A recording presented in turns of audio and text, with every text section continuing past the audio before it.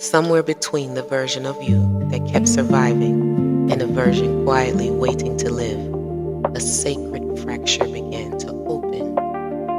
Not the kind that destroys you, the kind that lets light enter sealed places, the kind that arrives when your spirit can no longer digest a life built entirely on urgency, performance, noise, and self-abandonment disguised as ambition.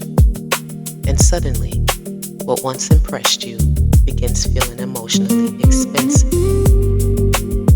The crowded rooms, the constant availability, the applauded exhaustion, the habit of shrinking your intuition so other people could remain comfortable around your power. One day your soul simply sits down beside itself and whispers, enough. Enough negotiating with environments that starve your spirit. Enough mistaken overextension for purpose. Enough building a life that looks full but feels disconnected from the marrow of your own being. Because there is a difference between being seen and being deeply aligned. And once you taste alignment, performance begins to feel unbearably loud. You begin craving softer things, sun-kissed radiance waltzing across wooden floors, unrushed intentional conversations, nourishment that feels alive, music that sounds like memory, divine solitude that feels like prayer, a nervous system no longer trembling beneath invisible pressure. You begin understanding that peace is not the absence of ambition. It is the refinement of it. And perhaps this is where your real life begins.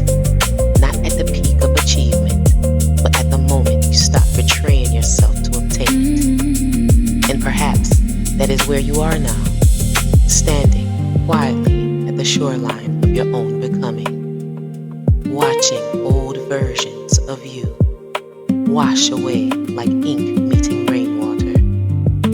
You were never meant to spend your entire life proving you deserve to exist. The trees do not apologize for blooming. The moon does not negotiate its phases. The ocean does not ask permission to rise toward the shore. And yet, somewhere along the way, many of us learn to abandon ourselves in exchange for acceptance. We overextended, over-explained, over-performed. Not because the soul is weak, but because it is deeply human to desire belonging. Still, there comes a sacred hour when your spirit begins asking for something greater than validation. It asks for alignment, not the fragile alignment built through aesthetics and affirmations alone, but the kind forged quietly through discernment, through solitude, through honesty, through choosing not to betray your inner knowing simply to remain accessible to environments that diminish your light. Because your life is not meant to become a waiting room for your potential. You are not unfinished because you are still evolving. Bamboo spends years beneath the earth strengthening roots before rising several feet in astonishing burst towards the sky. To outsiders, it appears dormant, but beneath the surface, an invisible architecture is preparing itself for extraordinary elevation. You must stop calling nothing. Some of your greatest transformations are occurring in rooms where nobody applauded you. In the way you softened your inner dialogue, in the boundaries you finally honored, in the moments you chose peace instead of performance, in the evenings you sat alone with your thoughts long enough to hear your actual voice beneath the noise of the world. That is sacred. And perhaps genius has never merely been intellectual.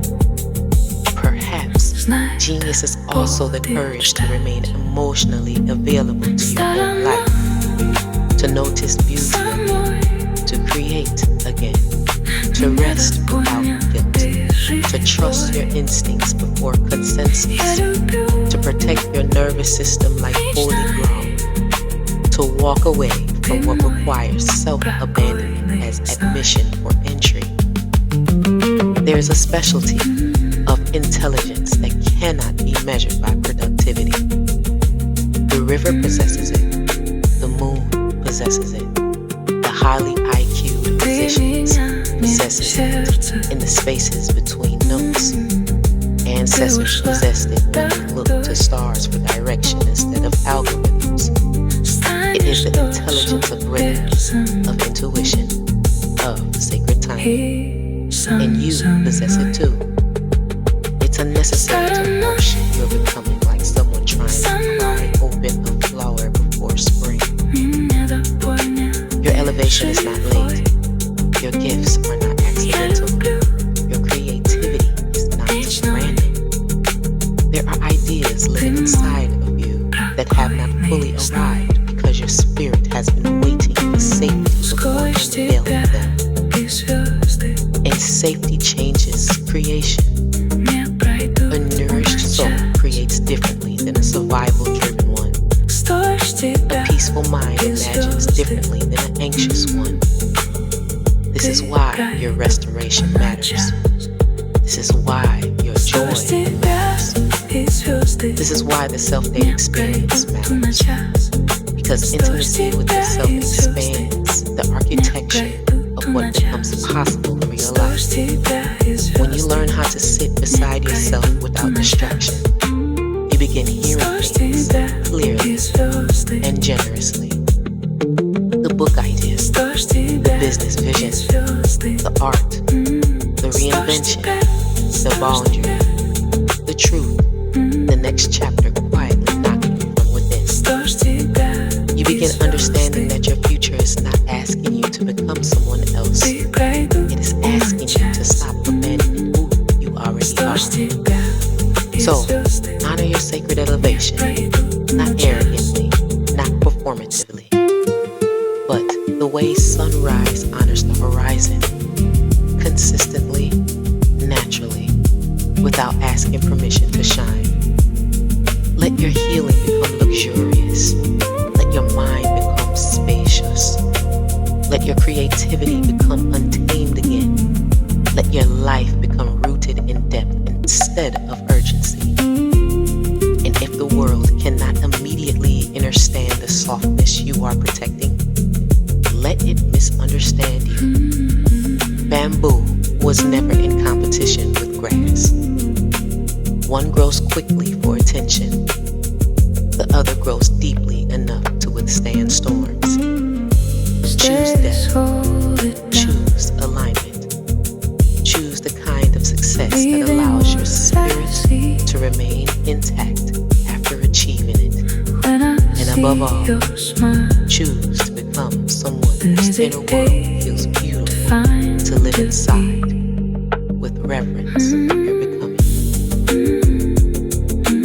This is Keita Shea, and the conclusion of today's diary scroll.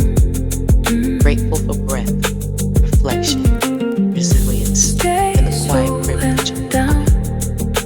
Grateful for our intersection and moments of alignment.